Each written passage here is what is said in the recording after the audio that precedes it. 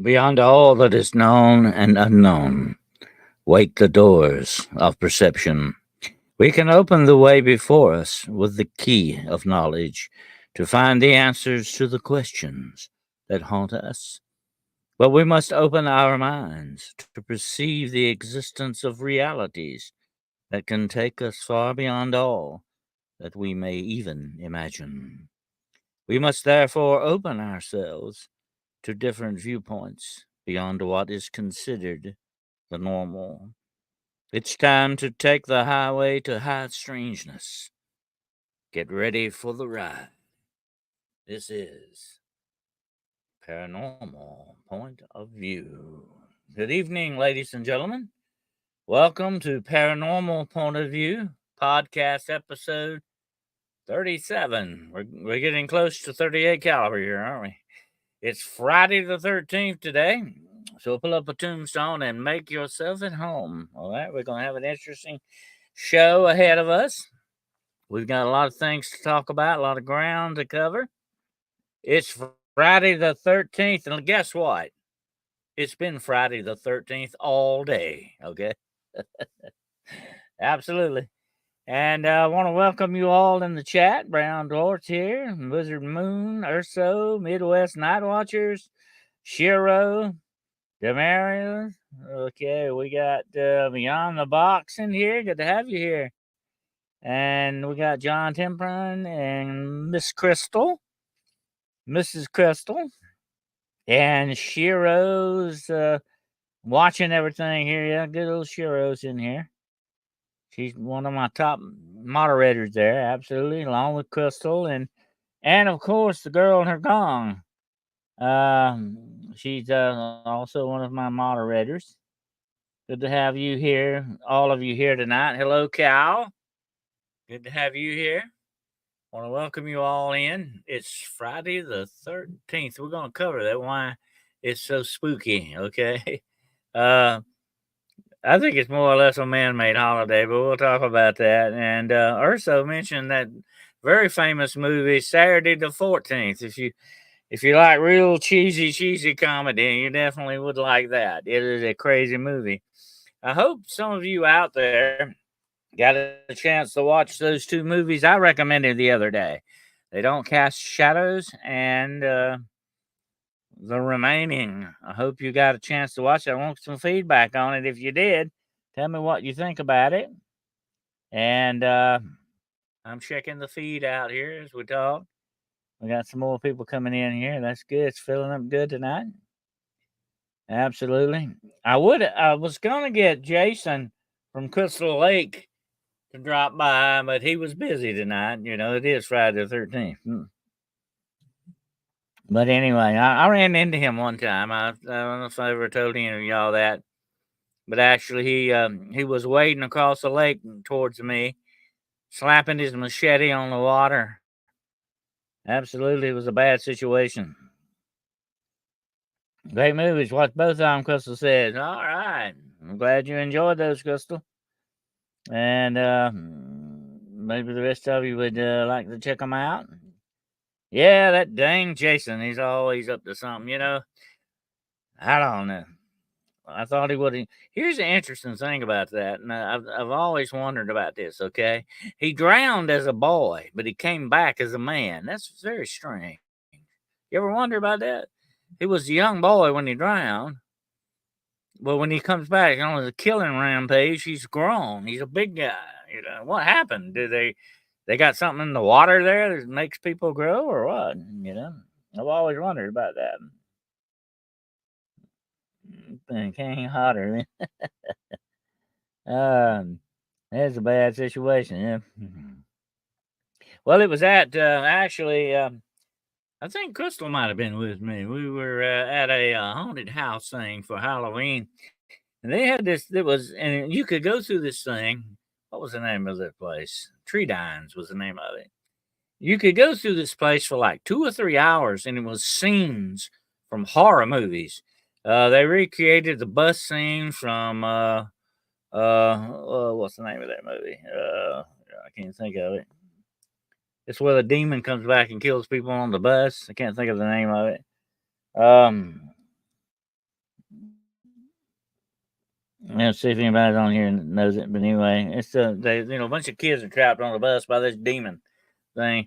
They recreated that. They recreated scenes from um, oh god, a whole bunch of different horror movies, and one of them was Jason, and you would get on this boat and go across Crystal Lake there, and uh,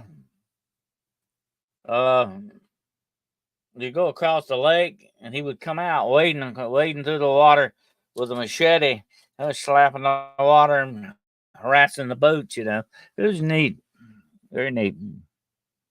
I also met Michael Myers that night too.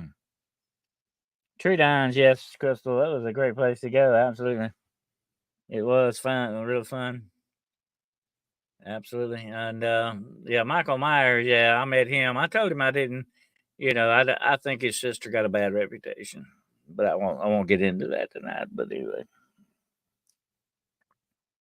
well, they had everybody from every horror movie at that place. I mean, they had the traditional monsters, then they had the more modern stuff. It was fantastic. It was great, and it would take you about 3 hours to get through this whole thing, and you would have to walk in through different places, through tunnels, out through the woods, by the lake, the whole works, and it was great.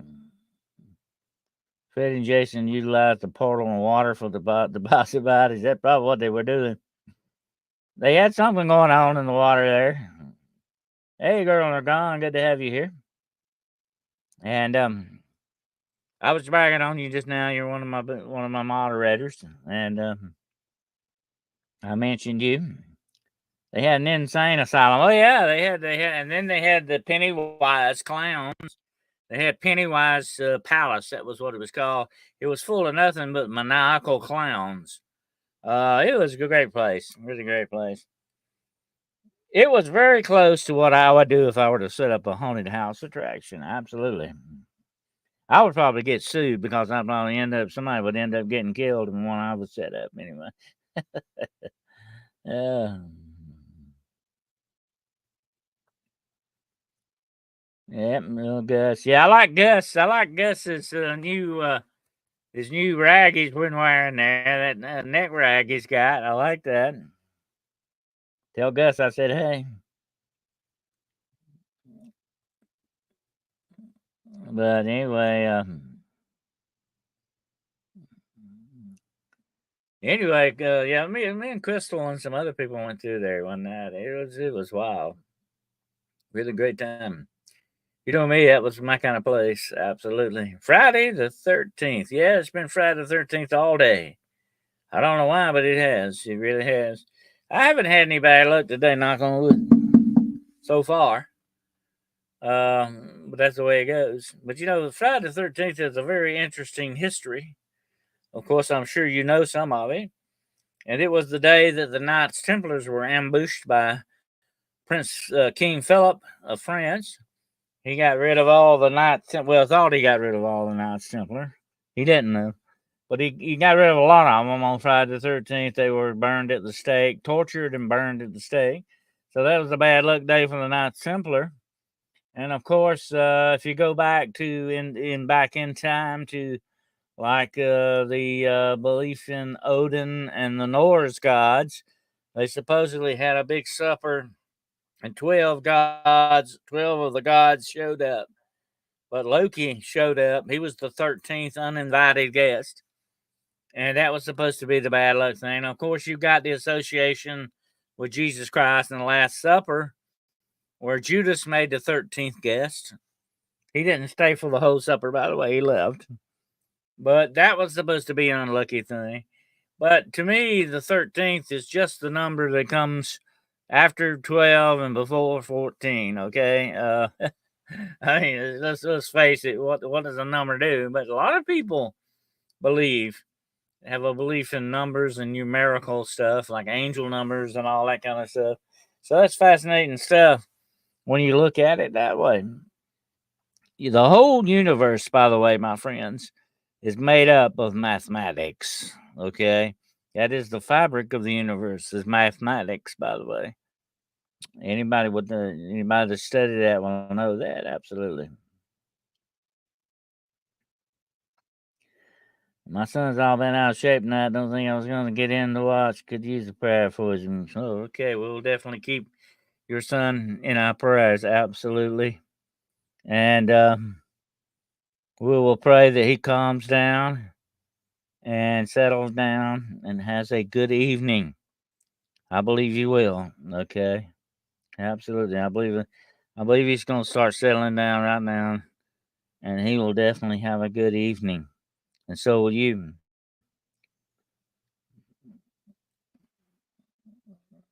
But yeah, uh, it is supposed to be the bad luck day, so don't break any mirrors. Of course, I would go out and pet black cats because they need petting any time of the year, I guess, no matter what day it is. There is a rumor, and I think this is just a rumor. I don't think it's substantiated that the Pope actually set out a cat day and had all the cats supposedly killed because they used to believe cats were witches, familiars, and stuff like that. And that's supposed to be what started the Black Plague because there were no cats around to kill the rats, which carry the bubonic plague. Okay, that's a story. Now I don't think that's really true in history.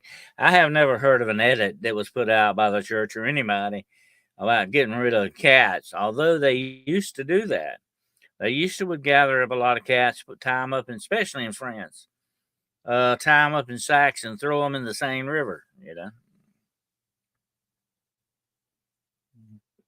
That's not good. Poor cats can't help that. But that's how ignorant some superstitious people can be. Yonder box says I have a black cat. She hates. If I were a black cat on Friday the 13th, I would lay real low. Okay, I would be real quiet and stay out of the way, just in case. Yeah, that's why Journal gone to black cats and sweepers. And I've had black cats for years. This is the first year that I don't have a black cat. I've got a white one now. I call him Ghost. I told you about him. Anyway, he showed up to take over for the black cat when the black cat passed away, unfortunately. I think the poor cat had cancer or something like that was going on with him. Anyway, I had him for like maybe 10 years. His name was Merlin. And before him, I had a black cat. His name was Anubis. I called him Newbie for short.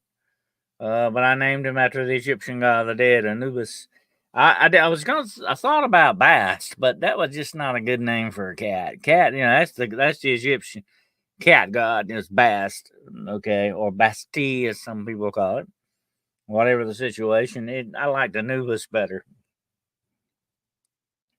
I remember when I took him in to have him fixed, the nurses and the vets all said, "What do you call him? You call him Newbie?"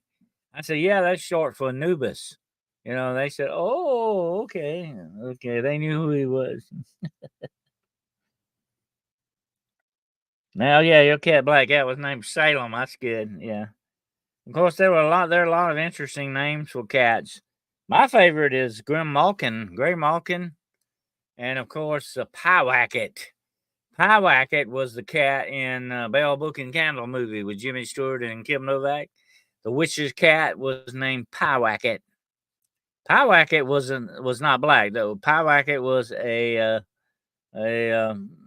Siamese cat, I believe.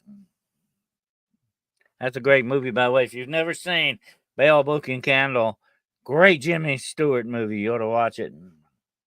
It's good for around Christmas, Halloween or Christmas. It can go with um, either one of those holidays.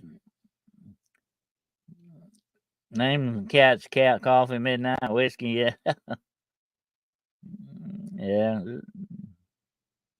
Well, I've had cats. My cats were not inside cats; they were outside cats because at that time I had a dog and had territorial animals there. Okay, but I've always had them outside. The cats are real big freedom lovers, But people used to have cat doors, and cats would come in and out of the house whenever they wanted to. Uh, uh, House cats like to come in the house, but they don't want to stay there long. They want to go out and ramble, especially at night. That's why Fred Flintstone used to put the cat out every night. Remember that? So anyway, they want to ramble, and I can see why they're real freedom lovers. I don't like seeing a cat boxed up or kept in a house all the time. They need to ramble and be cats. You know what I mean? Hello, Cryptid Huntress, my dear. Glad to have you here. I was telling somebody the other day we had a fantastic show last night on Giants again. If you haven't seen it, please go to the Cryptid Huntress website or go to my playlist, either one, and check it out. It was a fantastic show. Absolutely. Crystal says, my American Bully River, she loves cats too. She loves to chase them. Anything that runs, sometimes they want to chase it. Well, that's just a dog being a dog, That's the way it goes. Um, that's the way it goes. Yeah, awesome show. Yes, it was. We did fantastic. Yep. But yeah, check it out. If you haven't seen it, go check it out. And like I say, it's on my playlist too. It's on her channel. Check out. We support her channel. Please support Midwest channel too. Okay, they both have stores. You need to browse in them. Okay, War Woman Goods, and then my friend Gerald Fountain and his lovely wife Shiro. They have a store. Check it out. And patronize them, please. And they both, well, now, Cryptid Hunters has membership open, okay? So check that out too. Absolutely. I'd have said that show was so good she watched it twice. All right. Well, we did cover a lot of ground. I had to leave for a little while. I got to come back. Unfortunately, the show I went to be on was supposed to be at 9 o'clock, but they had technical difficulties, and they weren't using StreamYard. They were using another thing, and it didn't work. It didn't work. I got to figure out why it wouldn't work on my computer. I don't know. I could see, I could see him, and I could talk to him. He could hear me, but I could not hear him. I don't know what was going on with that, but I'm gonna have to check on that. We're gonna try to reset that up again.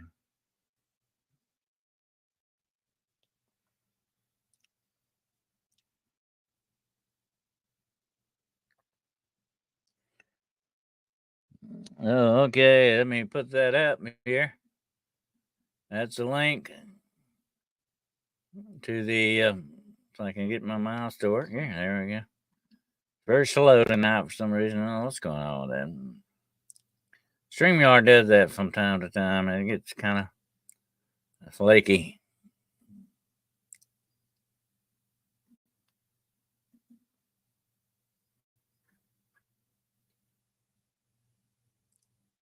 Okay.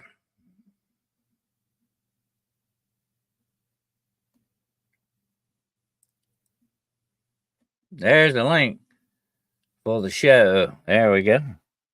And check it out. Well, Jessica and I always have a good time when we do a show. We have some fun.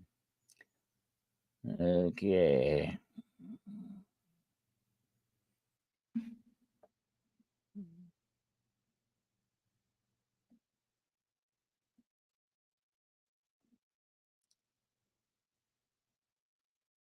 Okay. Yep. Friday. Yep. It's been Friday 13th all day. I put it in. If you ever get a chance to see that movie, Saturday the 14th, okay, check it out. It's crazy, crazy movie. Very cheesy. It's kind of dated, but it's still fun to watch. Friday the 13th is bad, but it's worse on Saturday the 14th. Okay, you have to check that out.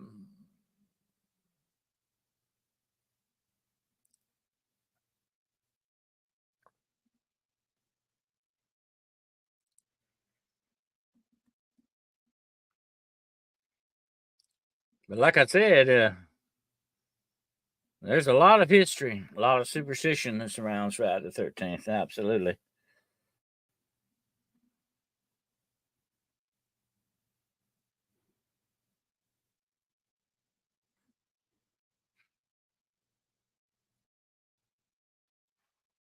And speaking of scary like stuff, we're gonna make an announcement. Of course, don't forget to watch my Scary Stories by Candlelight series. Okay, I'm dropping one a week on the channel. Check it out. You'll enjoy them. I'm gonna be doing a science fiction one next time. It's gonna be some very dark Twilight Zone like science fiction story. Okay, so you might want to check it out. It's called Final Words. You want to check this one out on Scary Stories by Candlelight. Okay. It's not long. It's about 5-10 minutes at the most. Okay. So check it out if you get a chance. And I've got several of them already on there if you want to go through them and have a little marathon. And Sunday night, if all goes well, about 9 o'clock, be watching for the premiere of The Midnight Road: Excursions into the Unknown. We're gonna be traveling down some of the back roads of Georgia Sunday night. Okay, you don't want to miss this. Gonna be good. That's The Midnight Road: Excursions into the Unknown. It should be around 9 o'clock Sunday night. Okay, and it won't be long. It's gonna probably be about 30 minutes. They're short videos. Okay. It's gonna get freaky. All right, it's gonna get real interesting Sunday night. Yes, ma'am.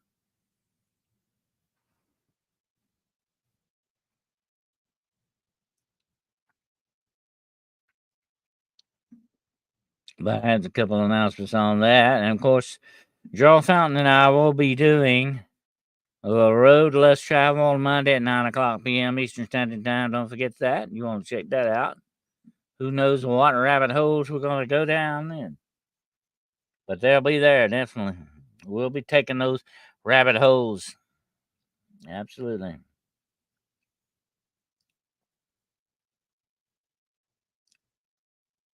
Hello, Moon and Noon. Jojo and Sweet Pea. Come on in the house. Brown Doors. What you up to, Brown Door? What's it going to be? Kyle Smith said. Oh, you talking about? Well, it's not really going to be a podcast. It may be pre-recorded. Okay, so you just watch it and then you can go on about your business if you want to. But it's just going to be, I think, pre-recorded so far. I don't know. We'll see how it works out. But it's only going to be about 30 minutes at the most. Maybe not even that long, but it's going to be close to it. This is going to be a video series of some very interesting cases that I've had, along with some other interesting stories that you don't want to miss. These are things that really happened, okay? This is not made up stuff. This is the real deal, real paranormal stories. There's going to be some cryptid stories in it. There's going to be some all kind of different stories. Matter of fact, this very first story that I'm going to be presenting, called "The White Thing," is a cryptid story. Okay, you don't want to miss it. Happened along in the way out back roads of Georgia. You want to hear about this? It's definitely going to be. So I've got a bunch of them lined up. As a matter of fact, I've got 13 of them lined up. 13 different stories for you, but we'll get them one at a time, of course.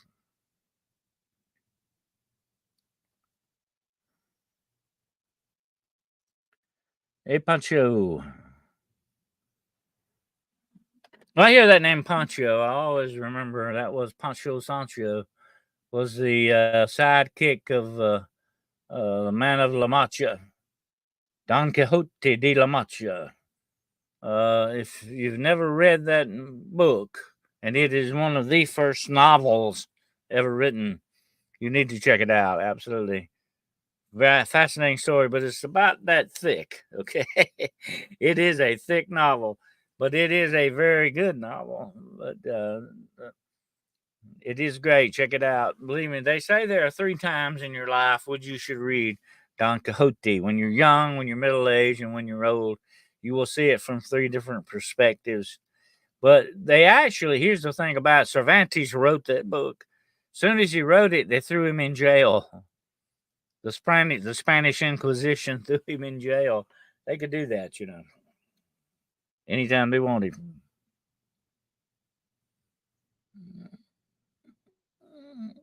Oh, you're quite welcome, Scott's Life. And by the way, I want to tell my members to be watching. I'm going to be dropping a special video for you very soon, and we're going to have a giveaway on it. Okay, this is for the members, the fellow shadow hunters who are members. Be watching for it. It's coming very soon. And also, one more thing to tell you that I will be doing a tutorial on shadow people. Okay, I'm going to be doing this. Will be a short video that will be available on the channel too, just like I did about the holy water. Okay, I did one. I don't know if you folks know this, but there's a tutorial on how to make your own holy water. It's on the channel, Hunting the Shadows channel. Okay, check it out if you haven't seen it. This is going to be another tutorial. I'm going to be doing some of these teaching things, okay? But they're going to be short ones. They're going to be short. I'm going to be talking about shadow creatures, shadow people, and that, but the main thing is I'm going to be telling how do you deal with them, how you get rid of them or take care of a problem if you have it, or whatever. That's what we're going to mainly be talking about. So this is another little small episode of Defense Against the Darkness, okay?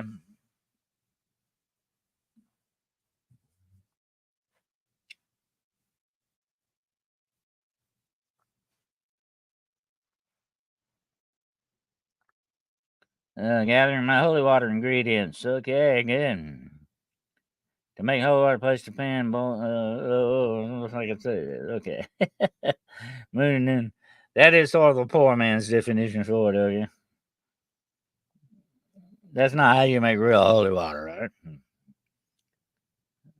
That's how you can wholly burn yourself. My Shadow Man story, Dennis. I think you told it to me, but you might have to refresh my memory on that. But I think I remember you sending that to me about, if I'm not mistaken. I get I get a lot of stuff sent to me. It takes me a while to remember. But now, here's the bad thing about the shadow people, okay? And I'm not going to get into that tonight. Like I say, I'm going to say that for the tutorial. You can watch it. But there is a demonic element to some of this stuff, and that's what we're going to be talking about. I think there are different types of shadow people, and they're caused by different things. I think some of them may be interdimensional manifestations. We'll talk a little bit about that on the tutorial. I will cover that a little bit, but mainly we're going to talk about how you deal with them, and also about how.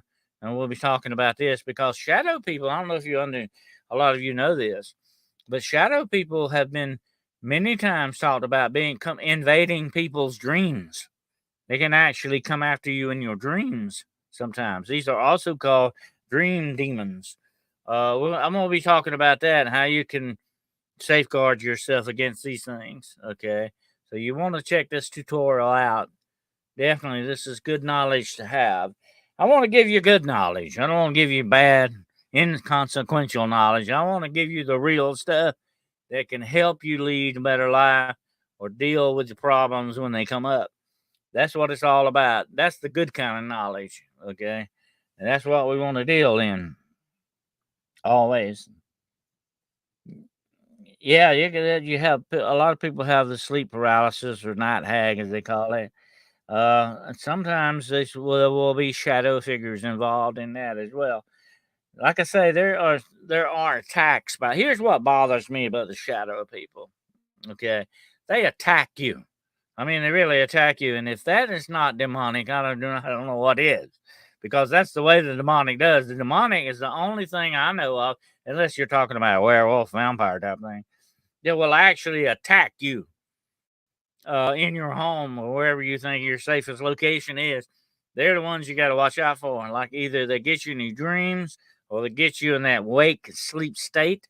Whatever the situation is, you better watch out for these guys because they can actually physically attack you. Absolutely. It has happened many times.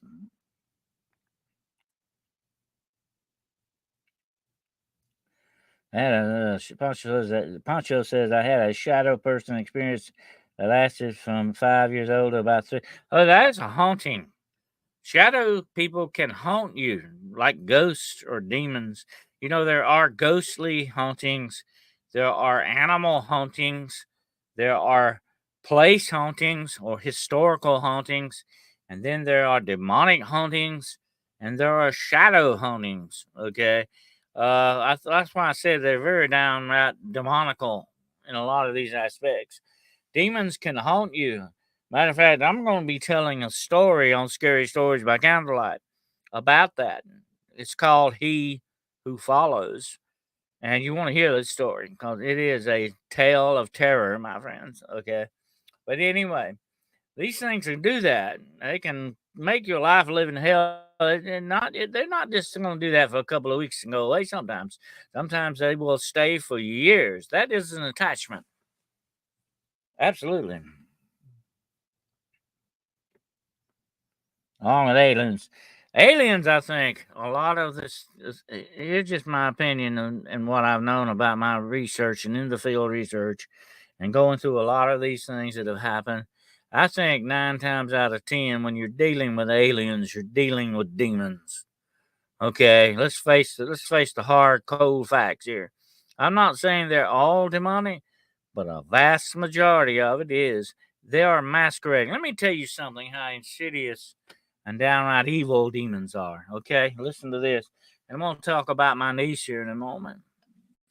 But do you know that demons working through some people who call themselves so called psychics or mediums, sometimes these people are on the wrong side. Okay, I'm not talking about some people using their gifts to help people. I'm talking about they're using it to get money out of people or to really, they're being used by the darkness and they don't really realize that. Okay. And a lot of times, these fake so called mediums who are possessed by demons will get people to believe that they are talking to their deceased relatives. And it's all a lie, folks. It's all a lie, pulling the wool over your eyes. You're not talking to Uncle Bill or Aunt Sally, okay? You're talking to a demon. They're masquerading as that. They do that. That's their job. They're very good at masquerading. Not only are they shapeshifters, they're the biggest liars you'll ever run into. Okay? Trust me, nothing they does has any truth to it. Okay? It doesn't have any truth. And they will mislead people. This is unfortunate. They will mislead people into believing that they are talking to their relatives. That's not right. That's not good. That's hurting people, for all the wrong reasons. Hello, BMR. Good to have you here, man. We had a great show the other night, and if you missed it, Hunting the Shadows Wednesday night had BMR on there. We had a great time with his new book he's got out. Got it right here. So I still got the book here. True Cryptid Encounters, Book 2. You really want to read this book. It's got some fascinating dogman stuff in it. Absolutely. Anyway, we that's the way these things work. Okay, that's just the way they fool people. That's how they make their fun. That's their hobby, I guess. I don't know whatever demons do, and they will certainly get you to believe they're aliens. Okay, they can do that too. They can pull it. They can pull that trick on you real quick, and it's had happened. I cannot begin to tell you how many so-called alien abductions have been ended or interrupted by somebody saying the name of Jesus Christ or something like that. Everything else stops. Now you're not dealing with aliens. You're dealing with demons. Okay, no matter which way you look at it. Okay, that's what you're dealing with. If that can rebuke them, that's what they are. Okay, that's how you rebuke demons. That's how you get them off your back. And if you can do that to an alien, that's not an alien. Okay, that's a demon. All right. And that's happening a lot. You would not believe how many times, how many instances I've read with this happening all the time. It happens a lot. Let's see. Oh, yeah, here. Did you stop seeing the shadows after getting the seatbelt? No, it's another Amy Quill, no, sister had the tree cut down. Huh? No, the tree, huh?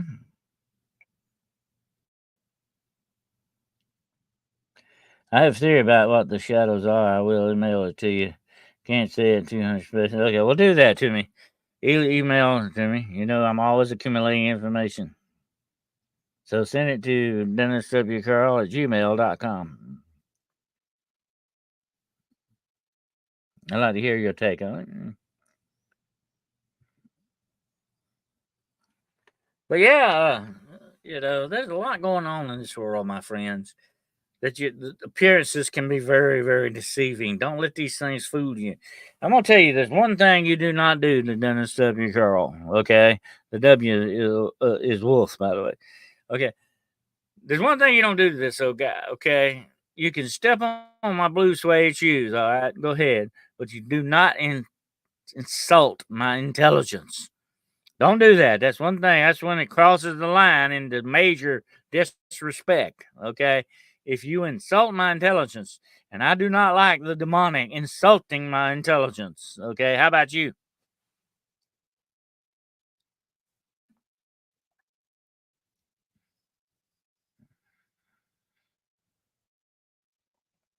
All right. Let's see. I will then. Okay.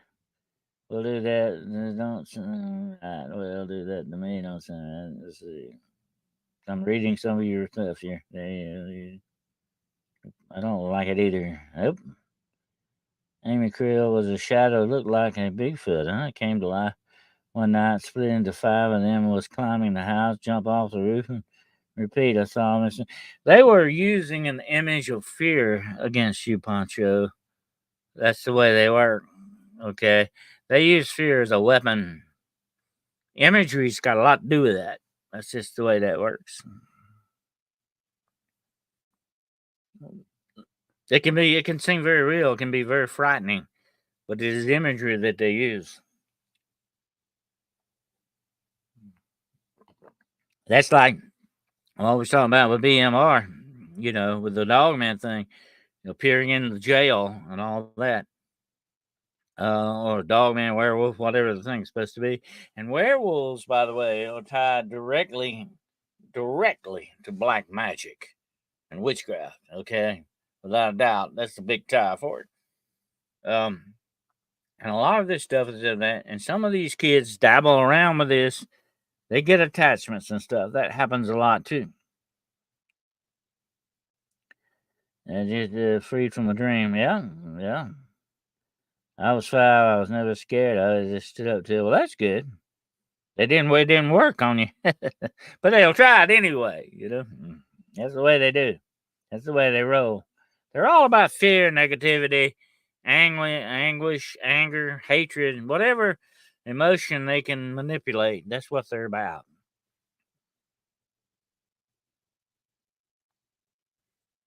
Yeah, I hope everybody had a good luck day for Friday 13th, by the way. Yeah.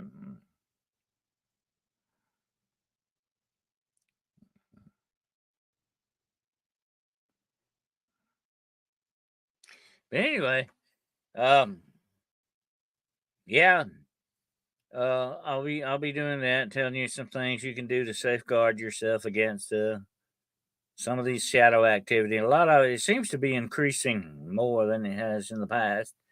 I think a lot of this demonic action, a lot of the darkness, a lot of the paranormal is increasing, no doubt about it.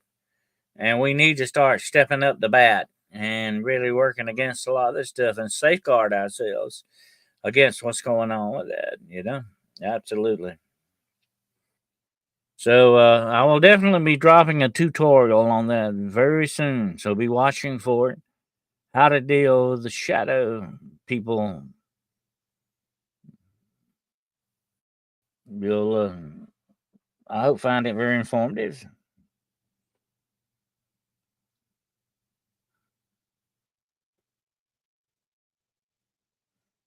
Major battles with good and evil right now. Oh yeah, that's what it's all about. That's what it comes down to. And the evil is not going to leave us alone. It's going to, you know, it's going to come after us. We got to think about that. Ursa says the Wendigo is more like a shadow person, the original legend of the Manitou. Oh yeah, it is a spiritual thing. It can take physical form. It can look like a giant, you know, big, very tall, and just like Jessica and I were talking about giants the other day. It can look like a gigantic figure with the antlers or whatever it wants to look. It's supposed to look like a very dead looking thing. It incorporates that imagery, but it is a spirit. It can possess you if you have darkness in you. Okay, that's what I taught with the BMR the other night. If you got some darkness in you already, whatever it may be, the darkness is attracted to that. It's drawn to you like a magnet, like iron to a magnet. Okay.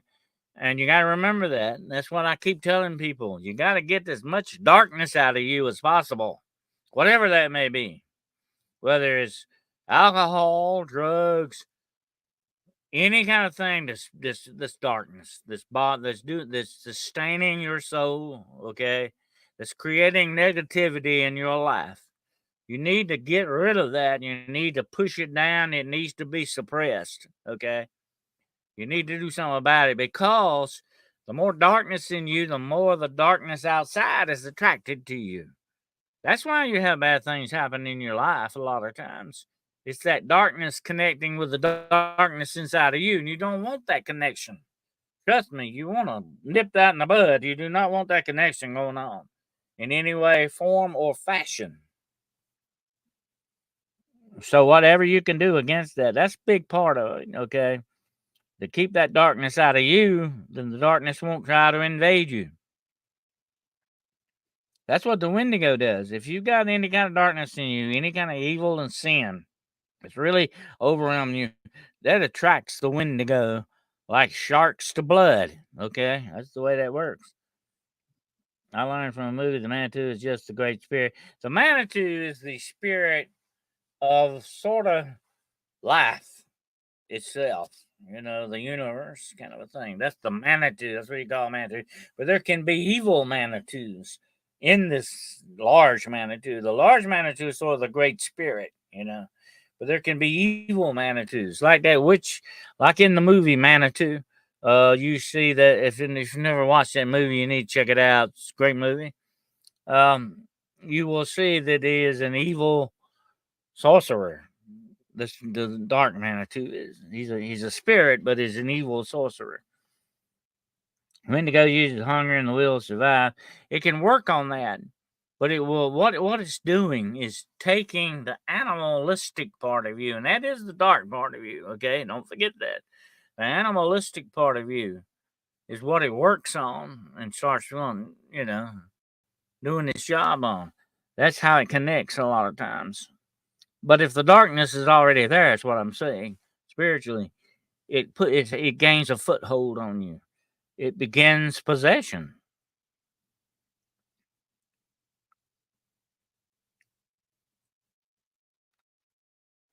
Yeah, that was a '70s movie. It's still pretty good though. I watched it not long ago. It's got Tony Curtis in it, but forget about that. He plays a fake medium. Okay, great movie though. But he hooks up with a real life uh, medicine man, a shaman. Yeah, flatline twice. Moon says, "Do not have an NDD, but something changed. I knew creation was reality. I don't know why, but I just knew enough about me. Whenever you touch the veil and go past that veil a little bit, you will be changed. You will see and understand things you never did before. I know I've experienced that myself. Other people who have gone past that veil have experienced that as well. I think Girl Gone knows what I'm talking about.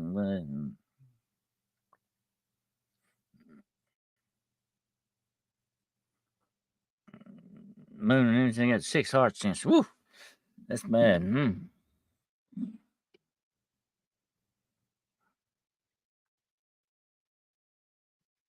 But I'm a great believer in there's a time to live, there's a time to die. And if it ain't your time, if it ain't meant for you to go yet, you won't, you know? I believe it's part of your destiny. Of course, you can hurry it up by doing certain things you don't want to do. That's why I think one of the commandments is you can honor your father and your mother so your days will be long on this earth. You can do things to shorten your time here, so don't do that. I think too the Wendigo makes you kill and consume loved ones if they aren't a source for skinwalkers. Yeah, well now you can't mix up the Wendigo too much with the skinwalkers, but they're two different things altogether. But they do run along same lines in the way they operate. Okay, in that respect. They're out to fool people or to mislead people sometimes. And like the Wendigo and the Skinwalkers cannot possess people like the Wendigo can, but they can cause you to have bad vibes or to be possessed eventually by the darkness. Because these beings are darkness. That's what they are, basically. I changed my identity. I was 19 when it happened. I was in between worlds, knew not to go to the light. But see, you will see and experience things that will change you. Absolutely, it is turning another corner in your life. You know, when you have an ND, an NDE like that, near death experience, um, it will change you. Absolutely, you will have a different perspective on a lot of things. I've had things happen in my life that gave me a 180-degree turnaround. That gave me a different perspective on things. You turn a corner like that once in a while. And sometimes when you turn the corner, you're in a whole different neighborhood than you were when you started. That's the way it goes. But, I think we are allowed to have some of these things happen to us because they make us grow, they make us stronger or better people. I think a lot of this is supposed to happen. I think and it's like I said on Jessica's show the other day. I think we meet people sometimes. We hook up with people we're supposed to. People that we meet, situations that we do, shows that we do. All of these things are meant to happen. I don't think there's any coincidence going on here. I think there's a plan behind a lot of this stuff. Sometimes there are good plans, of course, and there are bad plans. I won't get into that tonight, but I think there's a lot of planning in behind this universe that we just don't realize is there many times. I had a change and I died and one drawback. Well, it's just the way it goes. It does change you completely. I mean, that is a life changing experience. Absolutely. Yeah, there's no coincidence. I don't believe in coincidence anymore. I stopped believing in coincidence a long time ago, my friends. Absolutely. Oh, by the way, I was going to show you I forgot about having my silver bullets. These are real silver bullets, by the way. Okay, let me get this. That is the real silver bullets. That's my alarm going off. These are real silver bullets here, and this one. Now, this is a 9 millimeter bullet, silver bullet, and this is a 45 caliber silver bullet. This is a solid silver. Okay, that's 1 ounce of Troy, 1 troy ounce of silver right there. That's the real deal there, folks. That would take you anywhere wolf down you needed to take down, okay? Don't say, oh, Dennis ain't prepared, okay? There you go. But anyway, let me turn my alarm off here. All right. But anyway, always be prepared. I'm not a Boy Scout. I always wanted to hang out with the Girl Scouts. They have more fun.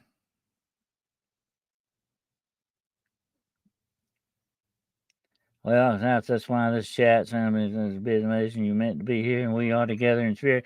Absolutely, I think things are meant to be like that. You're supposed to be here right now, on this day, at this very hour, at this minute.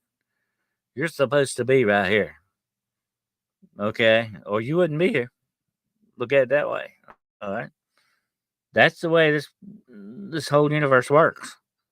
And we experience things. And here's the good part to always remember. Okay.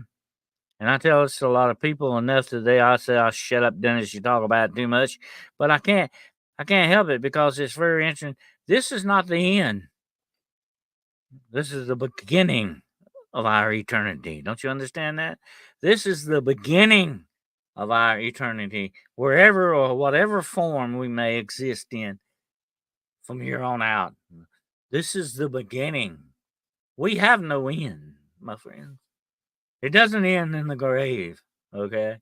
We have a beginning and not an end. And I wanted to hang out with the Boy Scouts there. You good to brownies? I hear you.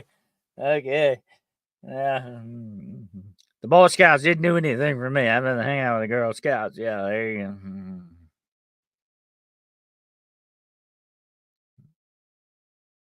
But anyway, yeah, true. We are at the beginning of our existence. We just don't really realize that. Okay. Well, we are at the beginning of it.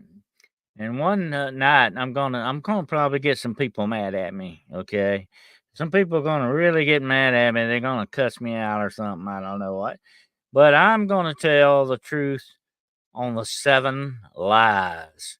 I'm gonna be doing a show very soon on the 7 lies that we are being told, and we need to talk about this, and we need to get it out in the open. It's gonna step on a lot of toes, but I'm sorry.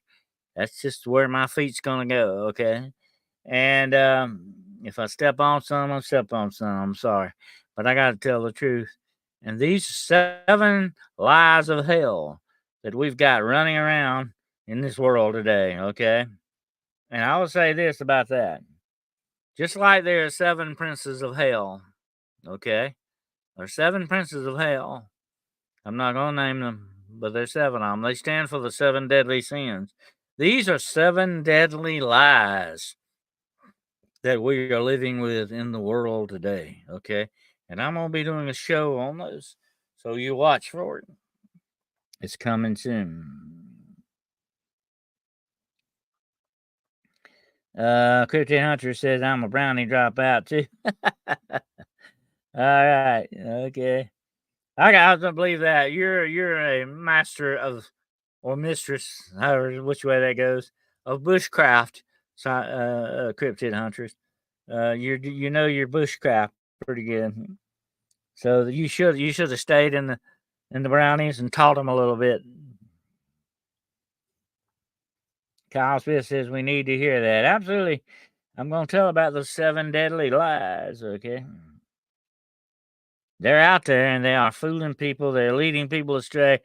They're hiding the truth from us. Okay, big time. You know, I mentioned that on Jessica's show the other day we did about the Giants. We are being lied to. I don't like that. What did I just say? Okay, you don't when you insult me. Okay, when you insult my intelligence, you cross the line and really disrespected me. I've been disrespected a lot. Okay, I've had to put it with a lot. I get disrespected by some people out there right now. They really go there, but I'm not gonna get into that. But anyway, when you really disrespect this old guy, okay, things change. And one of the ways to disrespect me is not just insulting my intelligence, but it's lying to me. I cannot stand lying. Do not lie, okay? And they are pulling big lies on us, okay? One of the biggest lies, I'll mention one of the 7 deadly lies right now, is the government can fix any problem. That is a big lie. Cryptid Hunter said I did learn how to make pine cones and peanut butter and bird feeders. Oh, as a brownie wasn't enough. I needed more adventure. All right. I can see where you're coming from with that. Absolutely. But anyway, you're not gonna find a whole lot of adventure with brownies, I'm afraid not. Unless you're out selling Girl Scout cookies or something, maybe. Watch out. But that is one of the big lies going around out there. The government can fix your problem. That is a bunch of bull, okay? That ain't gonna happen. Well, we're gonna get into that one now. The 7 deadly lies. I cannot stand that. I cannot stand lies. I'm gonna tell you something. I've been known to embellish the truth to tell a good story. Sometimes, maybe when I'm making a story up or I'm writing a story or something like that. That's the way writers do. but I cannot stand untruth. I cannot stand somebody who is not true. I'm gonna tell you what. Here's what really bugs me.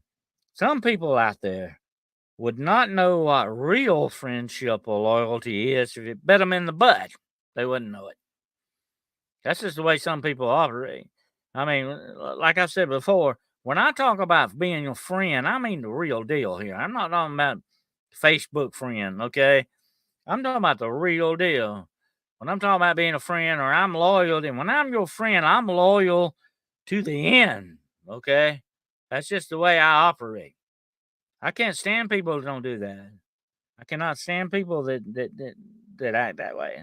No. That's why I cook brownies. I'd rather hang out in the woods with my dog, no fishing. There you go. Well, that's why I never was a Boy Scout. I mean, I read the book, and that was all I needed. That the government can fix our problem, now that's an insult to intelligence. Absolutely. One of the biggest lies out there. Let's see. You're going to have adventures. Yep. That's why I say, Nos Adventus Cortus. That's my motto. We adventure forth. Okay, how you like that? That's what it means. We adventure forth, and that is what we're doing in this life. We are adventuring forward. Hopefully, we are. Some people are not. Some people are dead where they stand. Okay, because they're not adventuring forth like they should.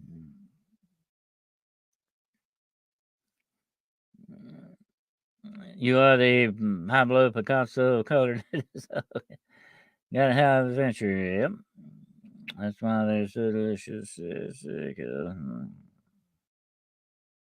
Fine, true, genuine friendship is rare. It is. I'm old school. Absolutely. I mean, I'm old school. When I say I'm your friend, I'm really your friend. Okay? I'll help you hide the body. Okay? I mean, that's just me. I'll help you hide the body. All right? If you need me to.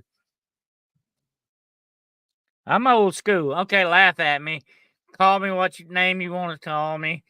Kick me in the shins, but I'm old school. Okay, I believe in the old stuff that counts. You know what I mean? But that's me. Sweet Pea says she'll bring the shovels. Okay.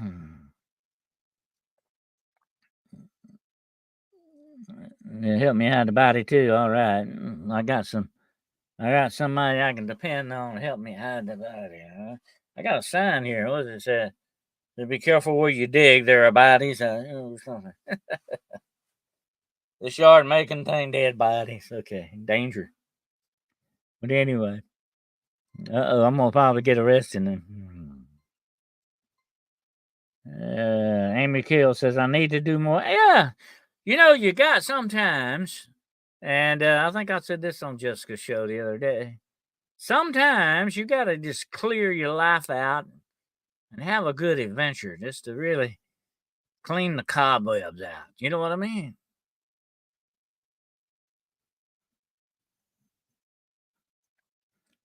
I got the perfect place in the swamp. Lord.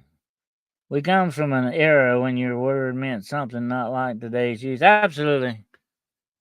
Word means something. It does mean something, It's supposed to. That's why it's not good to make promises that you're not going to keep, because a promise is a lie that's broken. That's what a promise broken is, a lie unspoken. Okay, that's the way it used to say. And that is true. Don't make promises you can't keep, because that's a lie too. Okay. I do not like dishonest people. I cannot stand dishonest people, because you don't know where you stand with them. You don't know how to deal with them. I mean, if they've lied once to you, misled you once, disrespected you that way once, they'll do it again. Okay. I've got a lot of people. I'm going to say this. I've got a lot of people in the paranormal and cryptid world that have disrespected me big time. Okay. I mean, it happens. People do that to you. That's just the way it goes in this world. But you don't have to put up with it. You don't have to hang out with those people. And I don't. But I've done a lot for some people that never appreciate that. Absolutely. But that's okay. That's the way it goes for some people. You know. I'm gonna say this, okay? I am nobody's judge but my own. I'll judge myself, and that's it. That's my only job. Nobody else. I'm nobody else's judge. Well, you will be judged one day for what you do, whether it's good or bad. One day you'll pay. Cryptiville, good evening. Good to have you here. I used to train horses, train rank horses, and get them riding well. Life's more interesting. Always new puzzles solve each horse. Yeah, every animal is different. We tend to think of animals in a blanket thing, but every animal has a personality. I've always found that to be true. Whether dogs, cats, squirrels, some of them tend to have a personality if you'll just look for that and you can understand that animal. And people are that way too. Everybody's got different personalities. You have to make amends for that. And Free Kick said, but I got to be honest, if you really has a body that needs hiding, I'm not coming with you. Free. Okay. Well, I was talking about helping you hide the body, okay? Hopefully, I won't need somebody hiding going on myself. Yeah, even chickens have personality. I had a chicken one time. I don't know if I ever told any of y'all the story. He jumped the fence and started living in my house. He comes from the backyard back out there somewhere. And that chicken loved my yard. Okay. And he would roost every night on my porch. I got a picture of him. I'll have to put it on here one day. He would roost on my porch, on my rocking chair on the front porch every night. That's where I could find him. And I could pick that chicken up. But you can go out there at night, you can pick a chicken up. They don't move around at night much. And I could pick him up and move him somewhere else. But anyway, I left him on the rocking chair. He would sit on the back of the rocking chair. And it was a pretty little chicken. It was a hen. It wasn't a rooster. But I finally caught it, and I picked it up one night, put it in a cage, and gave it to a guy that had a chicken coop. He already had a bunch of. So last I heard, he was doing good there, living the good life. But that chicken would not leave my yard. I tried to run it off. I tried to get it to leave. It wouldn't leave. Oh, drag him in the house before you shoot him. I know digging. I had the sheriff tell me that one time, actually. Sheriff told me that. Somebody asked us, well, that sheriff said, what if you shoot somebody on your front porch, breaking in your door? And he said, well, just make sure you drag them in the house before you call me. Good idea. Yeah, you sound all right now. They won't move you. Yeah, you catch them easy at night. Yeah, yeah. Chickens are that way.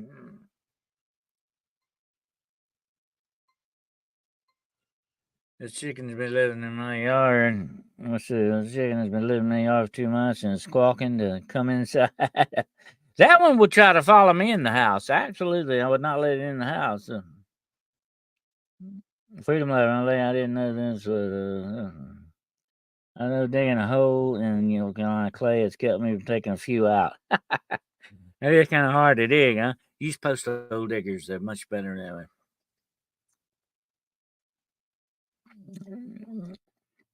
Nowadays, if you shoot an intruder, you go to jail. Well, you have to have a law on your side, like I've always said, being former law enforcement. I can tell you this. As long as you have a law on your side, you're okay. Just don't step past that.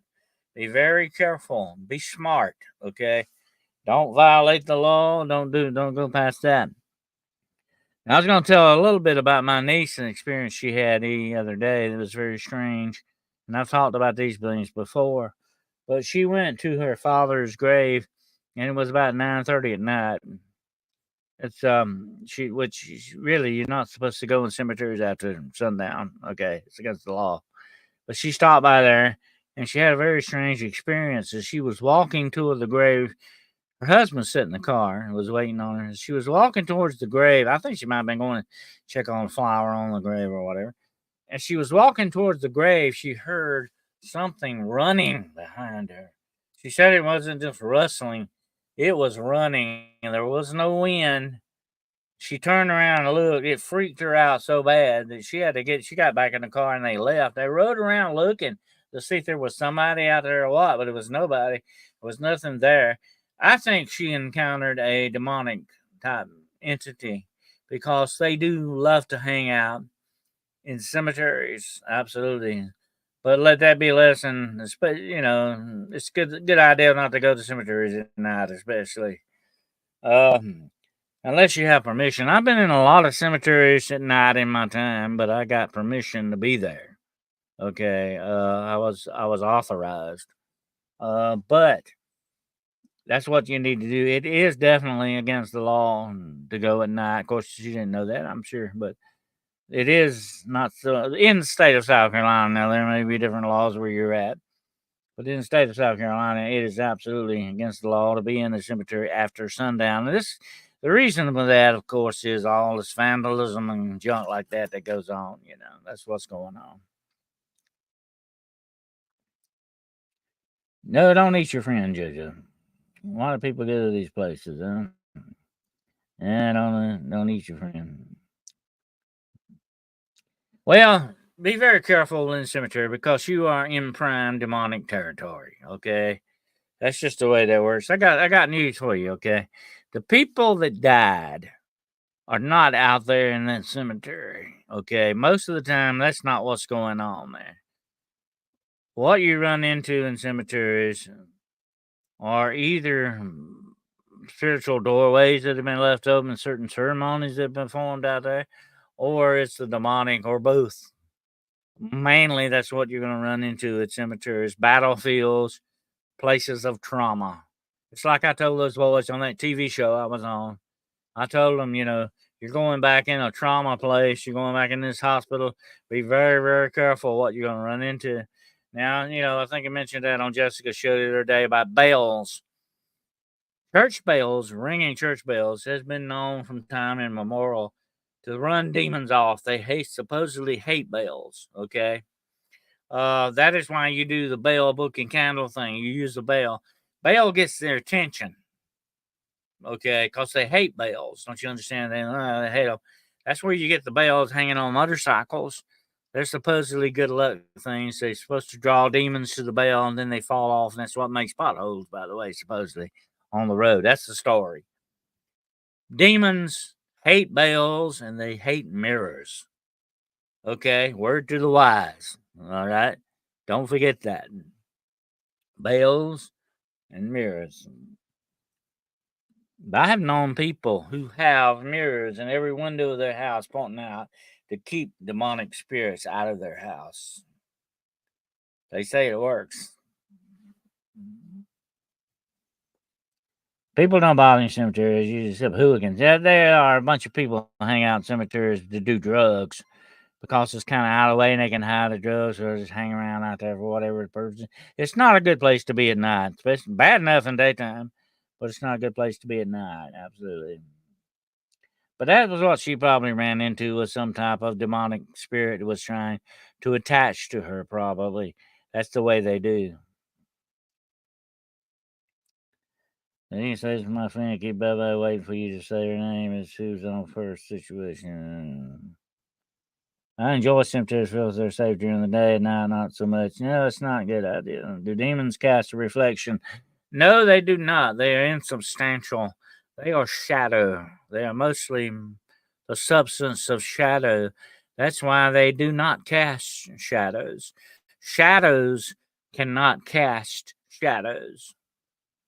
Okay, that make you understand what we're dealing with here? They're very much like the vampires. Supposedly, there's not supposed to be an reflection because now there's if you're dealing with different types of vampires, and I've covered this before many times. Some of them may have a reflection, especially human vampires. A vampire that's a reanimated dead body may have a reflection because that's a dead body, okay? But if it's a vampire spirit, it will not have a reflection. You understand? That's the way that works. Uh, I'll probably be doing some werewolf and vampire shows for Halloween, okay? So we'll check them out. I have those in my windows upstairs. Satanist park's not far from my windows. Okay, that's a good way to keep the bad juice out there.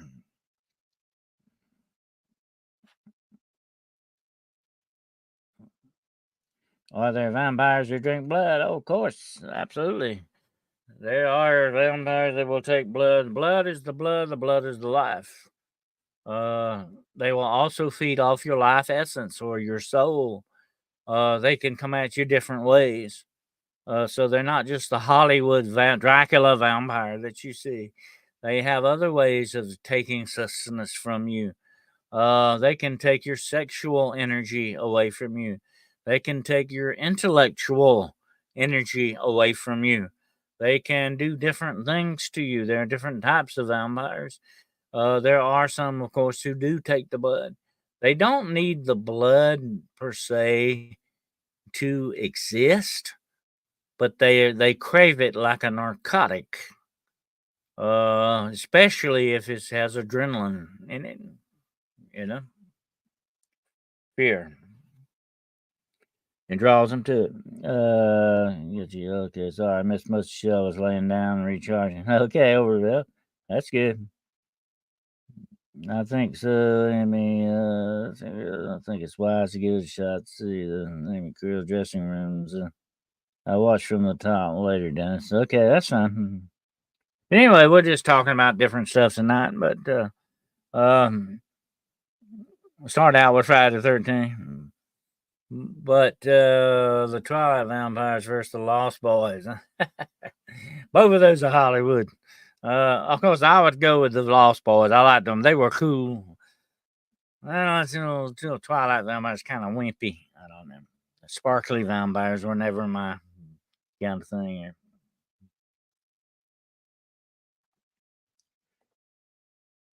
When it came to Twilight, I like the werewolves. Okay, if I had a supernatural side to me, okay, it would be a werewolf.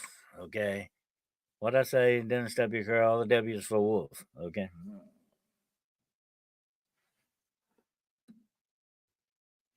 They design roller coasters to harvest people's energy and illusion. Oh yeah, there's all kinds of stuff. Any kind of thing that does fear and negative stuff, they're drawn to it. It is a narcotic to them. The louche, the negative, whatever you want to call it.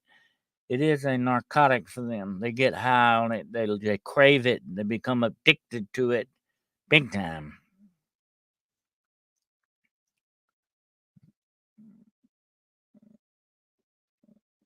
Hey, Ron Forrest, glad to have you here. West Virginia. Huh? I've been to West Virginia many times. Yeah, fascinating place. I don't spend much time in dressing rooms, huh? Okay, be careful about that. They're putting cameras in them now, by the way. I do my shopping online. All right. That's right before they started the movement. Yeah. Dr. Dennis, can two mirrors facing each other create a portal or spiritual opening? Absolutely. Don't ever do that. It's not a good idea to cross mirrors. Okay.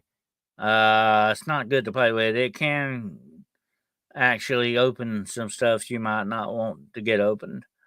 It's not a good idea. There are certain dark ceremonies that are performed in front of crossed mirrors to open doorways.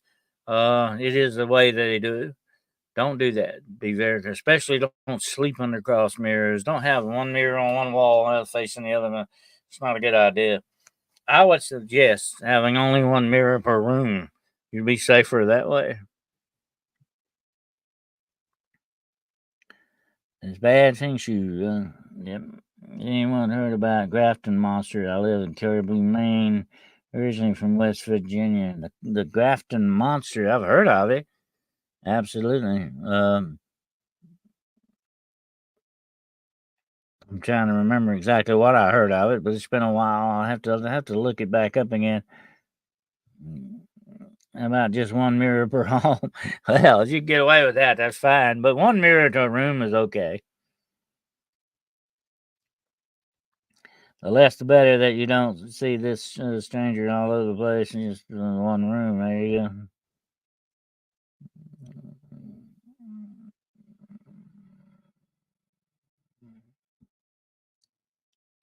Anyway, It's not a good idea to do that. Absolutely not.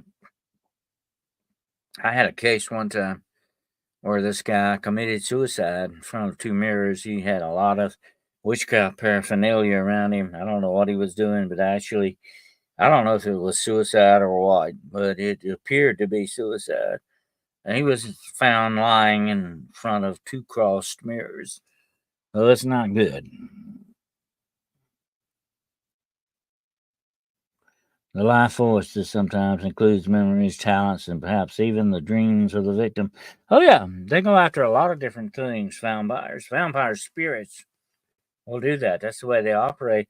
You remember that case I told you about the woman who was a dog groomer that had a vampire spirit put on her by a voodoo priestess, and she said that she couldn't. She used to do like 10 dogs a day. So now I'm lucky if I do one or two.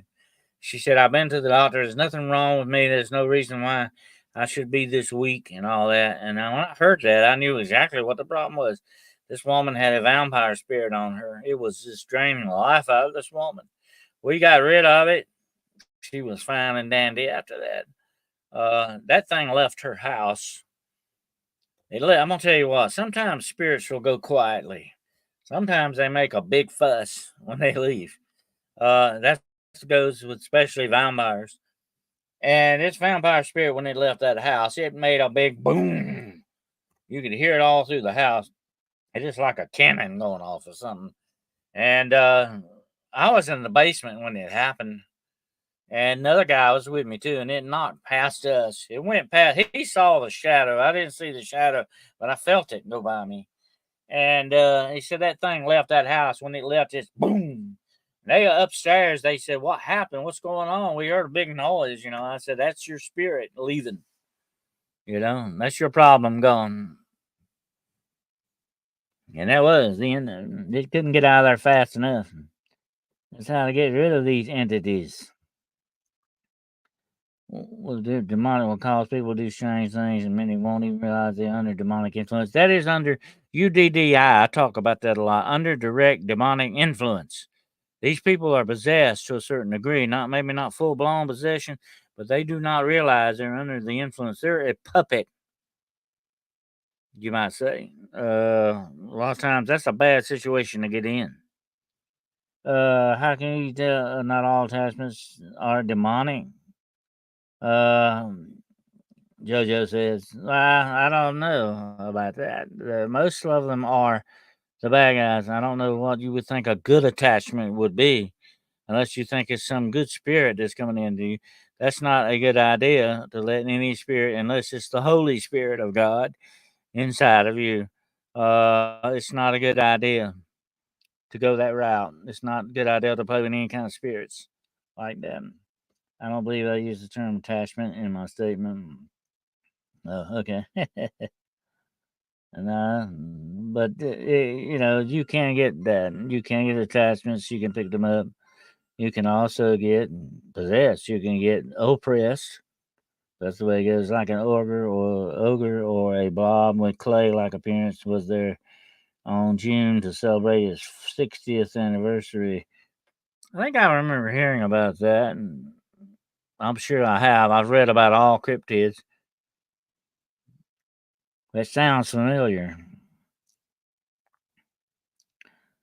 Sounds like golem, or a golem. You mean not golem, but golem. It's beautiful, beautiful, built, quiet, and woods. I'm sure it is. Maine is a beautiful state. West Virginia and all up in there. I like mountain country. Yeah, none of our friends, JoJo, none of those kind. We even have moose man sightings up here in the Northwoods. Oh, yeah, I've heard of that. Yeah. They're supposed to be sort of like a Wendigo, too, sometimes.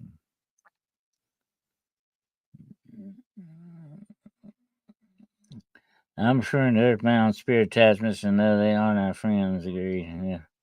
Yeah, well, those are elemental spirits you're talking about. Yeah. Yep, Jed, I went to the hospital to see our aunt who was in coma the night she died was followed after when I went to the same hospital for an injury, and when my wife died, the same hospital still around me. You can pick up attachments. You can just be in the wrong place at the wrong time. But attachments like that are easy to get rid of. But the longer they stay with you, the harder they are. It's just some kind of a spiritual tie. The harder they are to deal with. It's best to get rid of your attachments as quick as possible. The best way to do that is, of course, by an act of faith. I've talked about this before. You can do it with a string, cutting a string thing. And it's really nothing but an act of faith. Some people say that sounds like witchcraft, but no, we're not talking about witchcraft here. This is sort of doing an act of faith and praying and telling God that you're cutting this attachment. You bind it, and then you cut it loose. And what did he say in the Bible? Whatsoever you bind on earth, I'll bind in heaven. And whatsoever you cut loose on earth, I'll loose in heaven. That's what you're doing, the act of faith. That's how you get rid of attachments. I may have to do a tutorial on that one night. That would be, hopefully, would be helpful. I went to the hospital to see when God's angels come, they announce it. Anything else is done in secret by other entities. Yeah, you have to be careful what you're dealing with. The Bible clearly warns us not to deal with spirits, uh, not to communicate with them or deal with them, because you open doorways to the demonic, is what you're doing. Because the Bible knew that most of these entities are not human spirits, but are demonic spirits. That's just the way that operates. And I had a girl tell me one time she was going to investigate with me in this house. I don't believe in demons. That's just too scary. I said, hold on a minute. You better believe in them because they certainly believe in you. And you're going to run into them sooner or later. And you better be able to deal with them. And you better know what to do when you do run into them, or you're going to be in bad trouble. That was ridiculous. I mean, because these things are real. And I wouldn't sit here tonight and tell you a lie, my friends, okay? They are real. They're as real as I am. And just as deadly as a rattlesnake you could kiss in the mouth, okay? Trust me. You don't want to, you better know what you're dealing with, how to deal with it, or you're going to get in bad trouble. Girl on the gong said demons are real. Absolutely. As real as it gets. Seeing is believing, yeah. Yeah, I know, and I've seen them face to face. Trust me, I've had them blow hot wind from hell in my face. Okay, if that ain't real, I don't know what is. You know what I mean? Yeah, I'll have to probably do that, Bill. Absolutely, I might have to do a tutorial on that. How to get rid of attachments. What are your thoughts, Dennis, on cryptids like Bigfoot, werewolves, and real flesh and blood or demonic? It depends, I think, sometimes. I can see, and I talked about this with BMR. You need to go back and watch the show I did Wednesday night on Hunting the Shadows.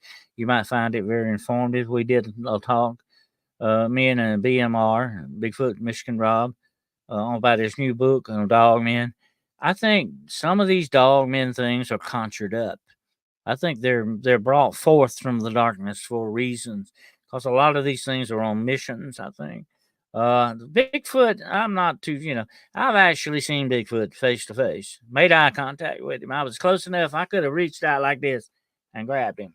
I wouldn't advise that though.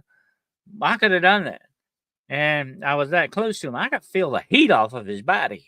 Okay, and I know he real. I know it's real because I've seen it. But and I've seen it several times, not just once. But he seems to be more of a natural thing to me in some ways. Now, he could have a supernatural side to him. I'm not going to say that, but I'm just saying I could see it. When it comes to Dog Man, that's very unnatural. I have a bad feeling about Dog Man, okay? That's all I can say about that. Now, a lot of cryptid hunters will disagree with me about that.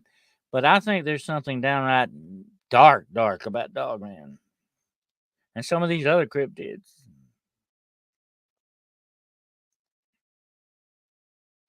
Okay, Ron, check it out, bud. And he has written a book. If you can get a copy of BMR's book, okay, True Cryptid Encounters, Book 1 and Book 2.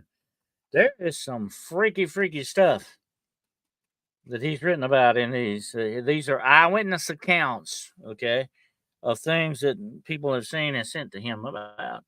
And you need to check it out if you get a chance. It's real cheap. You can get them on Amazon, and just look it up. And by the way, his we call him BMR, but his real name is Rob Carnifel. Okay, that's the name on the bottom of the book. Ron Carnifel. Okay, you can look him up on Amazon and check his books out. I've got some books on Amazon too. If anybody wants to read any of them, check me out too.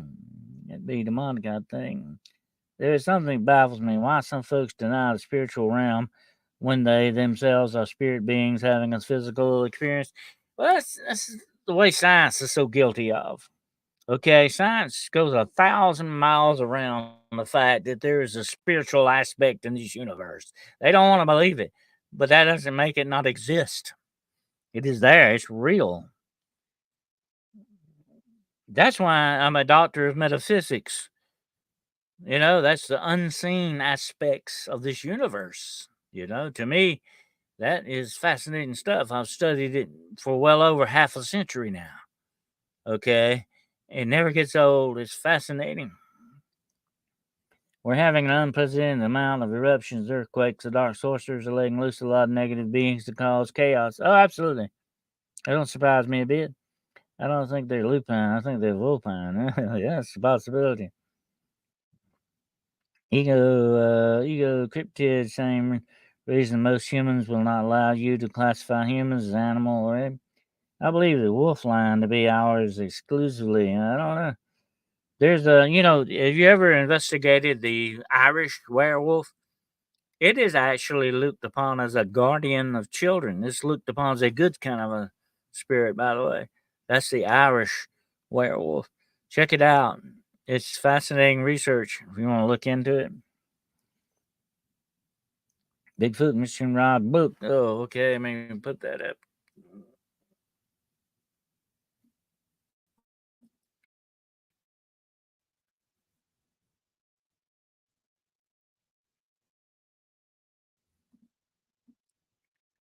Behind here.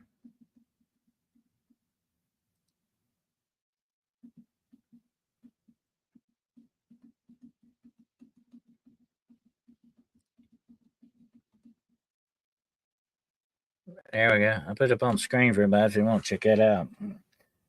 All right.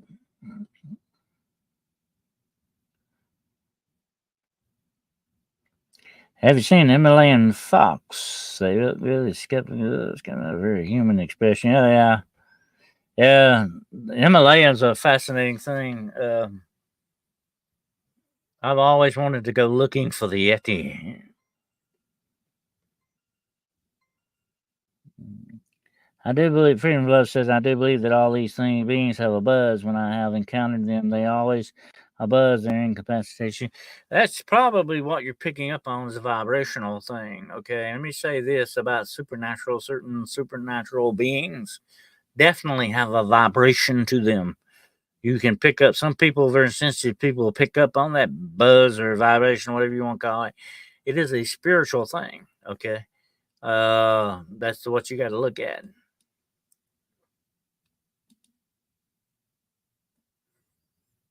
And I think that's why supposed doorways, portals have a vibration to them or a frequency, because there is a spiritual aspect of this universe. I think without a doubt, I've experienced it myself.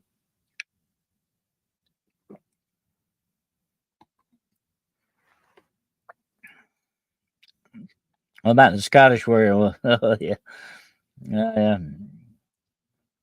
That's a fascinating read too. Then check it out. Isn't Yeti like Bigfoot? Yes, it's very similar to, although I think it's somewhat different. And you know, it's been depicted over the years as being a white hair, and it's not really. It's brown hair. Okay, I don't know where that white thing got started with Hollywood or whatever, but John Keel, the very famous John Keel, actually spent a lot of time in the Himalayas looking for the Yeti, had an encounter with them. You need to read his book, Jabu. Jadu is a great book. It's Jadu. That is the Hindu word for magic. Jadu, he spent a lot of time in the Orient and the East. That man was a modern day Indiana Jones. Check John Keel out and his book, Jadu. It is. You can look it up online. It's very easy to do. It's available on Amazon. One of the most fascinating books I've ever read, and I advise it to a lot of people to read. Cryptids said there are beings and physical objects in this world that most humans cannot stand to be in the presence of solely because of the vibration frequency that's emitted by this. Oh yeah, there are a lot of people have complained about that very same thing. I couldn't stand it, and it puts off. It will make you have a dread, well, like a fear that comes over you. It's a vibrational frequency thing going on. That's what it is. You hear about that a lot with the black-eyed children and the men in black. Uh, I've actually seen the men in black, and they did not. The experience did not do me well. It almost killed me. Okay, and so these things are putting off some bad mojo here. Okay, absolutely.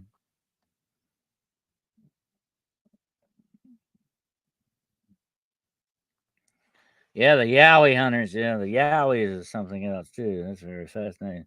I hear Yowie from time to time. World Bigfoot Center.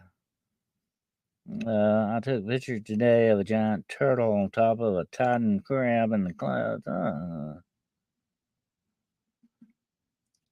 sounds interesting. I like to see that. And the frequency also zaps the camera. Sure.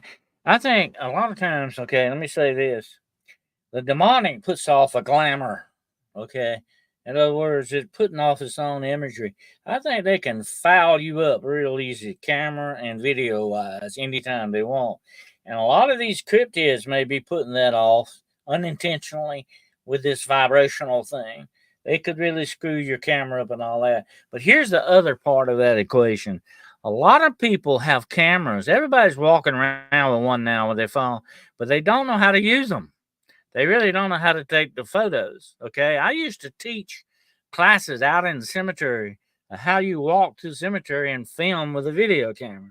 There's a certain way you got to do it if you want something that people can watch. And a lot of these people are not trained photographers or understand photography.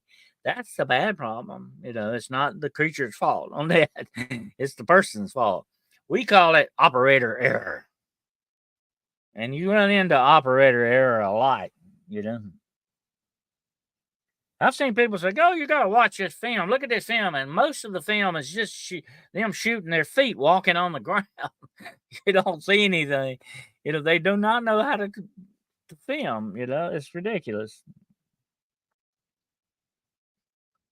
Some have a high quality psychic abilities and not been corrupted but nurtured. It's a possibility. It seems like everybody wants to kill you down under. Huh? It can be a rather rugged place.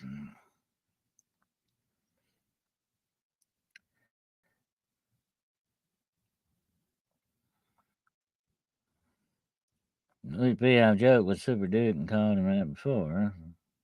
Huh? I'm good at that error. Yeah, operator error can be a bad thing. Okay.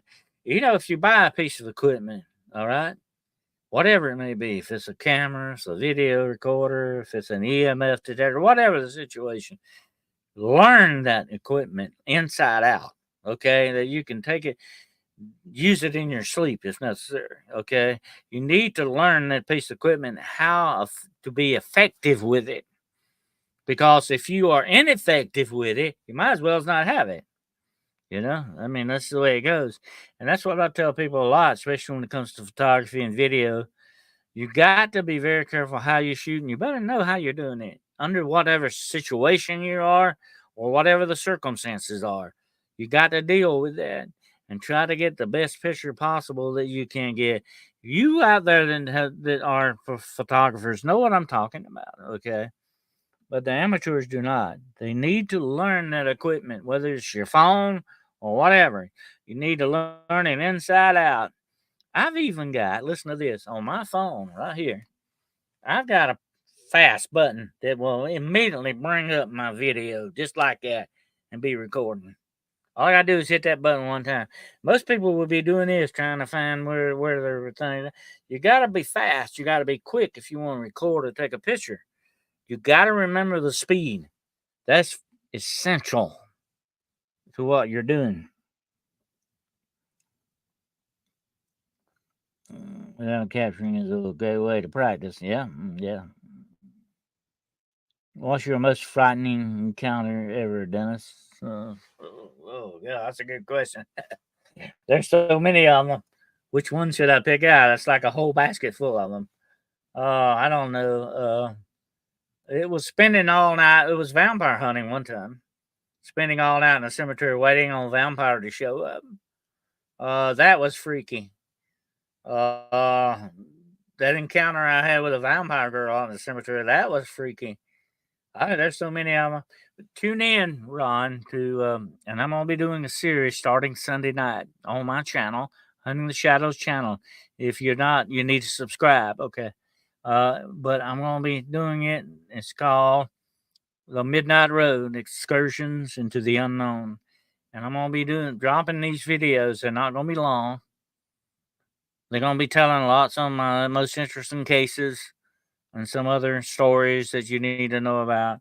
This is all the real deal. This is stuff that really happened, okay? It's nothing made up.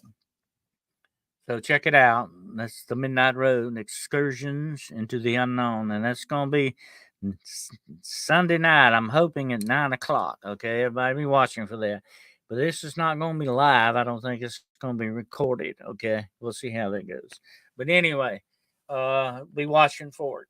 Absolutely. And be watching for my other series I've got going on, which are Scary Stories by Candlelight. Okay.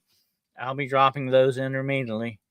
If you're not a subscriber to Hunting the Shadows YouTube podcast channel, now's the time to get on board. Okay. Get on the strange train with the rest of us. If you're not a subscriber or a member, you need to think about it. Okay. Because we've got some very interesting stuff coming down the line. And I'm gonna try to make your life a little bit of an adventure, okay? Let's put it that way.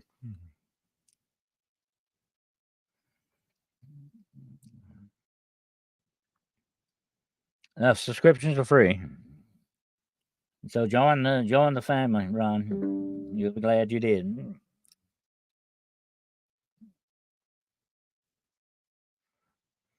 But anyway, we got a lot of interesting stuff ahead, and remember, Ron, I have 3 shows. Monday night with my good friend Gerald Fountain, we do The Road Less Traveled. Wednesday night, Hunting the Shadows. And like tonight, Friday nights, Paranormal Point of View. Check all 3 of them out. And all of my shows are at 9 o'clock p.m. Eastern Standard Time. Okay. That's a good way to remember. They're always at 9, all of them. I got it fixed that way. Okay. So it'd be easier to remember.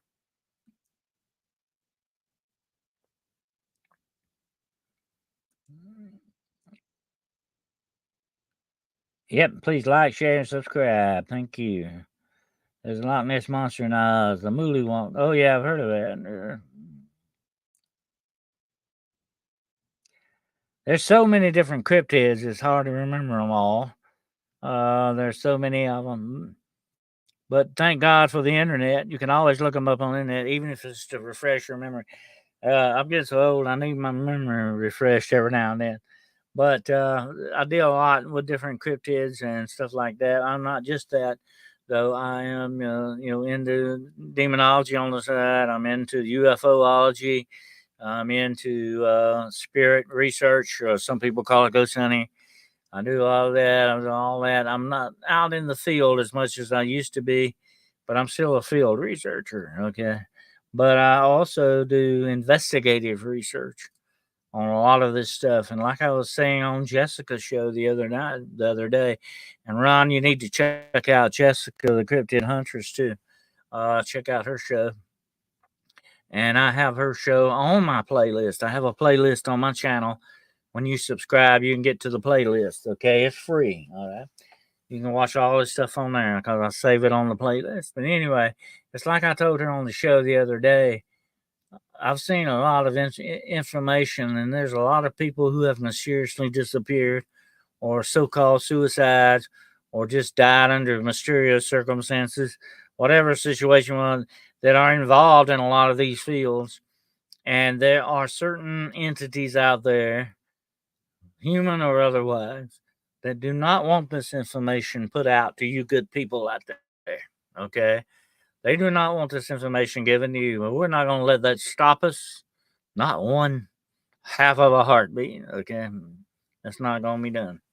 We're going to put it out no matter what.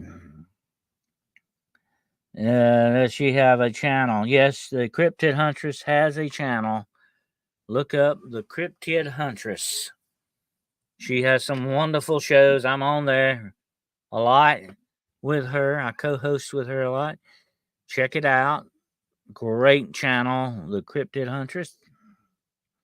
And check out my other friend. Uh, check out my other friend, Gerald Fountain, Midwest Night Watchers. Check them out. You will be glad you did. He is into a lot of that stuff too. He has some great guests on his show. I'm on there once in a while. He has some great stuff. So there's my 3 recommendations to you tonight, Ron. The Cryptid Huntress, Midwest Night Watchers, and of course, Hunting the Shadows podcast channel.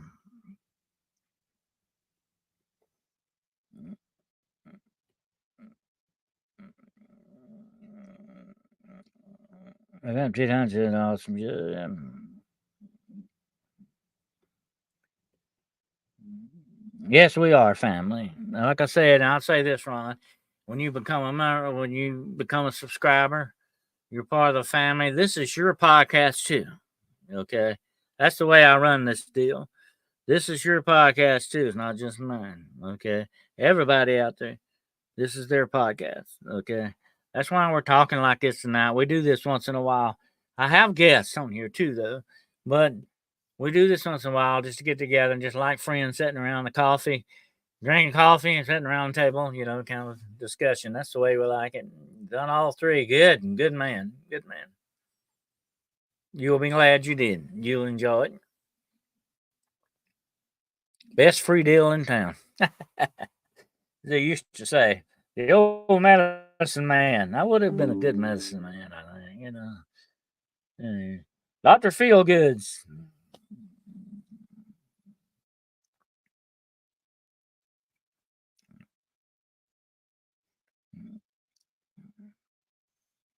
I'm talking about Dark Hills question. Maine's basically one big dense forest. Yep, it is a big forest. Next challenge your destination of the skin on all types of cryptids. Yep.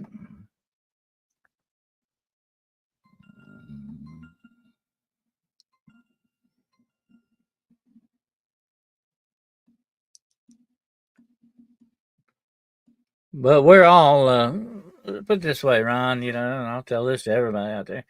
We're not competing. We're all in this together. We're all in it together. We want to get the info out. We want to get the knowledge out. And that's what we're trying to do. We're looking for the truth on a lot of this stuff. And that's what it's all about. But yeah, we're not on here as competitors against each other. We're cooperating, not competing. That's the way we like it.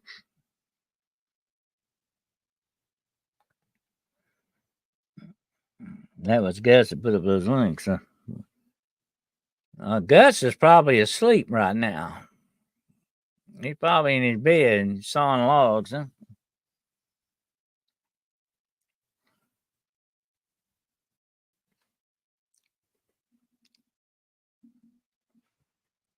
Put that up. Okay. I'm looking at two different feeds, and one of them's moving faster than the other one. That's what's getting tripping me up here. Okay.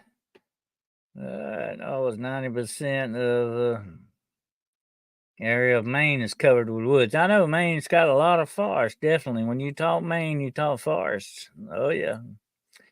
I love the coast of Maine. That's my favorite part of Maine, the rocky coast of Maine. I love that. It's neat.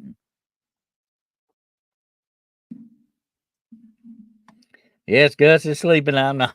I hear you. Well, you soon will be, maybe. Maybe it's time for you to hit the hay here.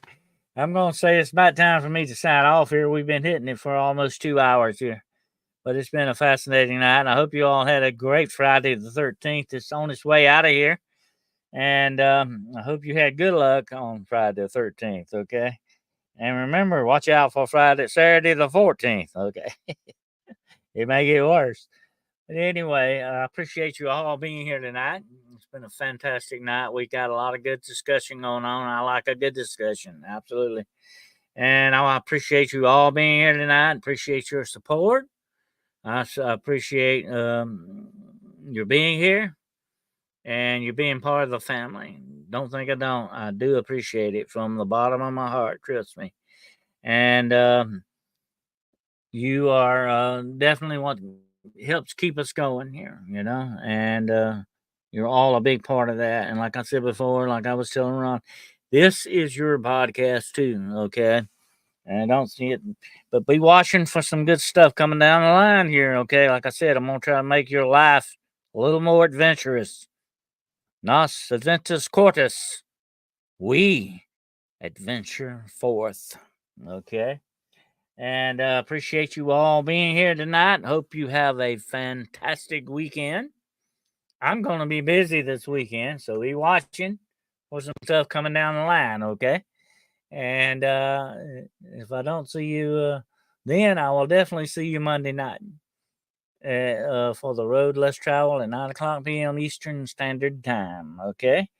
Until we get together again, then, my friends, remember, non tambo mala. What does that mean? Fear no evil. Okay. And until we get together again, remember, Godspeed.